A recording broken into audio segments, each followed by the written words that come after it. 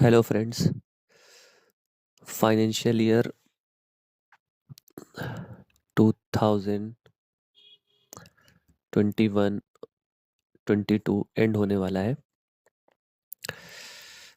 अब सारे एम्प्लॉयज़ जो भी सैलरी बेस्ड एम्प्लॉय हैं, चाहे वो गवर्नमेंट एम्प्लॉयज़ हों या फिर नॉन गवर्नमेंट एम्प्लॉयज़ हों, सैलरी बेस्ड हैं, उनको इनकम टैक्स कैलकुलेट करना है अपनी सैलरी पे। तो उसके लिए आज हम लोग डिडक्शंस और एग्जेम्पशंस को डिस्कस करेंगे कि हम लोग अपना टैक्स सेव कैसे कर सकते हैं डिडक्शंस और एग्जेम्पशंस को क्लेम करके। तो मोस्ट कॉमनली जो सबसे पहली हमारी एग्जेम्पशन आती है वो आती है HRA, हाउस रेंट अलाउंस।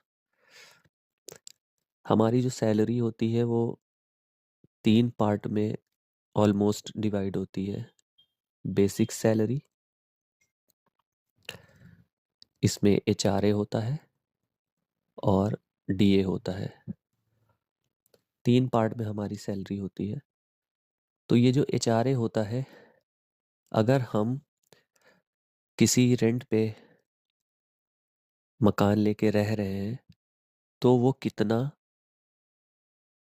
किस लिमिट तक एग्जेम्प्ट हो सकता है जो हमारी इनकम में शामिल नहीं हो, उसको कैलकुलेट कैसे किया जाता है वो हम यहाँ पे देखते हैं। इसका एक एग्जाम्पल देखते हैं। ये हमारी HRA की एक्सेप्शन सेक्शन 10(13)A के अंतर्गत आती है इनकम टैक्स एक्ट में। तो मोस्ट कॉमन एग्जेम्पशन है, हम लोग बहुत कॉमनली यूज़ करते हैं सैलरी बेस्ड एम्प्लॉयज़, क्योंकि ऑलमोस्ट जितने भी नए एम्प्लॉयज़ होते हैं सब रेंट पे ही रहते हैं। तो फॉर एग्ज़ाम्पल ए है जिसको ईयरली बेसिस पे 1 लाख रुपए HRA मिलता है। इसकी जो सैलरी है वो है 50,000 पर मंथ, और ये जो रेंट पे कर रहा है वो 15,000 पर मंथ पे कर रहा है। तो अब इसको HRA 1 लाख रुपए में मिला, तो इस पे कितना पार्ट एग्जेम्प्ट होगा वो हमको कैलकुलेट करना है। तो इसके लिए HRA जो एग्जेम्प्ट है उसको 3 पार्ट में कैलकुलेट करना पड़ता है। सबसे पहले इसकी कंडीशन होती है कितना HRA एम्प्लॉय को मिला। तो पहला हम यहाँ पे लिखते हैं कितना एम्प्लॉय को मिला कि 1 लाख रुपए। दूसरी जो कंडीशन होती है उसमें होता है rent paid minus 10% of salary plus DA, ये होता है। तो ये हमको निकालना पड़ेगा। अब हमने रेंट यहाँ पे कितना पे किया है, 15,000 पर मंथ के हिसाब से 12 महीने का रेंट पे किया, और 10% हमको निकालना है सैलरी। 50,000 है, DA यहाँ पे बताया नहीं है, कुछ भी हो सकता है। तो 50,000 मल्टीप्लाइड बाई 12।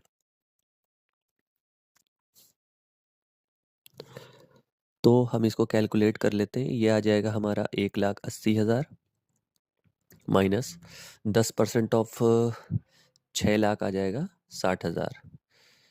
तो यहाँ पे हमारा जो एक अमाउंट निकल के आएगा वो निकल के आएगा 1,20,000।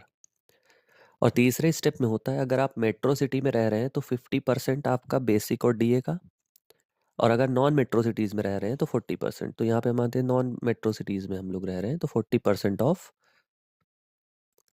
बेसिक सैलरी, ये हम निकालते हैं। और हमारा सैलरी इसमें दी हुई है 6 लाख है पर ईयर की, 50,000 पर महीने के हिसाब से। 6 लाख मल्टीप्लाइड बाई 40% हमारा आ जाएगा 2,40,000। अब इन 3 अमाउंट में जो भी अमाउंट हमारा कम होता है उसकी हमको मिलती है एग्जेम्पशन। तो यहाँ पे 1 लाख पहले स्टेप में, सेकंड स्टेप में 1,20,000, तीसरे स्टेप में 2,40,000। तो इन तीनों में सबसे कम 1 लाख है। तो हमको पूरी एग्जेम्पशन कितने की मिल जाएगी? जितना हमने HRA रिसीव किया पूरे की हमको एग्जेम्पशन मिल जाएगी 1 लाख रुपए की। तो इस तरीके से HRA हमारा कैलकुलेट होता है। तो अगर यहाँ पे ए को देखें तो ए की सैलरी टोटल कितनी हो रही है? 6 लाख।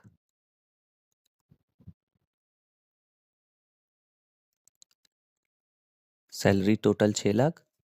इस टोटल सैलरी 6 लाख में कंपोनेंट शामिल होंगे salary plus DA plus HRA। इसमें से HRA का पार्ट था वो हम माइनस कर देंगे। HRA 1 लाख। तो हमारी जो टैक्सेबल सैलरी आ जाएगी वो आ जाएगी 5 लाख रुपए। सॉरी 5 लाख रुपए। तो इस तरीके से HRA का कैलकुलेशन होता है। समझ में आ गया होगा आप लोगों को। तो सबसे पहली एग्जेम्पशन यही होती है, हम अपनी ग्रॉस सैलरी में से जितना भी हमने साल भर में कमाया उसमें से जितना इन 3 स्टेप्स को करके जितना भी HRA कैलकुलेट करेंगे उसको हम माइनस कर देंगे अगर हम HRA क्लेम करना चाहते हैं तो। अब HRA क्लेम करने के लिए कंडीशन, आपके पास अपना कोई घर नहीं होना चाहिए आपके नाम पे, और जहाँ पे आप रह रहे हैं वहाँ से किराए की रसीद और किराया नामा।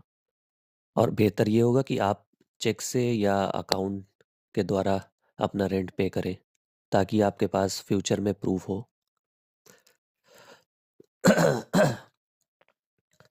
सेकंड हमारे पास आता है एक डिडक्शन सेक्शन 24 का।